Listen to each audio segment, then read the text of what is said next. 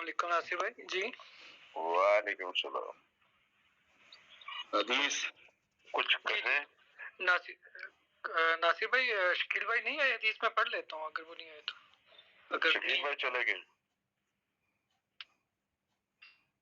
تو وہ میں نے آپ کو ڈی ایم کیا, اگر آپ کائنڈلی اٹیچ کر دیں. مجھ سے نہیں ہو رہی آج.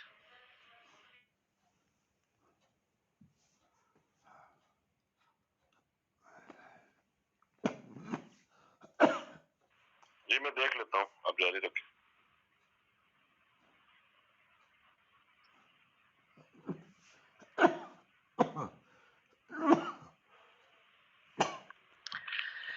بسم اللہ الرحمن الرحیم. حدیث رمضان کا مبارک کے آخری عشرہ آ رہا ہے تو یہ زیادہ اسی سے ریلیونٹ ہیں. تو پہلی حدیث ہے حضرت ام المومنین عائشہ رضی اللہ عنہ سے. وہ کہتی ہیں کہ میں نے کہا اللہ کے رسول, اگر مجھے معلوم ہو جائے کہ کون سی رات لیلۃ القدر ہے تو میں اس میں کیا پڑھوں. آپ صلی اللہ علیہ وآلہ وسلم نے فرمایا, آپ پڑھیں اللہم انک عفو کریم تحب العفو فاعف عنی.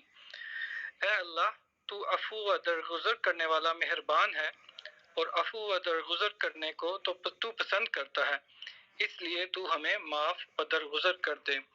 تو اس حدیث سے ہمیں یہ ملتا ہے کہ آنے والے 10 دنوں میں ہم اس دعا کا کثرت سے جو ہے وہ اس دعا کو مانگیں, اور خاص طور پہ رات کے اوقات میں. تو ہم اور بھی جگہوں پہ واقعہ ہے جیسے کہ ہمیں نہیں پتہ ہوتا کہ لیلۃ القدر جو ہے وہ کس رات کو ہے, اور اللہ کے نبی صلی اللہ علیہ وسلم کی حدیث ہے کہ آپ انہیں اس مہینے کے آخری تاک راتوں میں اس آخری عشرے کی تاک راتوں میں ڈھونڈیں. تو سب سے بہتر اپروچ تو یہ ہے کہ کیونکہ ہمیں یہ بھی نہیں پتہ ہوتا کہ تاک رات کون سی ہے, چاند کی طریقیں بھی آگے پیچھے ہو جاتی ہیں, تو ہم پورے عشرے کو یوٹیلائز کرتے ہوئے ہر رات کو یہ دعا جو ہے نا وہ پڑھیں. جب بھی ہم جاگ رہے ہوتے ہیں تو اس کو اپنے اذکار میں اس کو رکھ لیں کہ ہر وقت اس کو پڑھتے رہیں. اللہ جانتا ہے کون سی گھڑی جو ہوتی ہے وہ قبول کی ہوتی ہے. دوسری حدیث ہے آخری عشرے کے بارے میں ہی ہے. یہ بھی حضرت عائشہ رضی اللہ عنہ نے بیان کی کہ جب رمضان کا آخری عشرہ آتا ہے تو نبی کریم صلی اللہ علیہ وسلم اپنا تہمت مضبوط باندھتے, یعنی اپنی کمر پوری طرح کس لیتے, اور ان راتوں میں آپ خود بھی جاگتے اور اپنے گھر والوں کو بھی جگایا کرتے تھے. تو اللہ تعالیٰ قبول فرمائے اور ہمیں سمجھنے کی اور عمل کرنے کی توفیق دیں.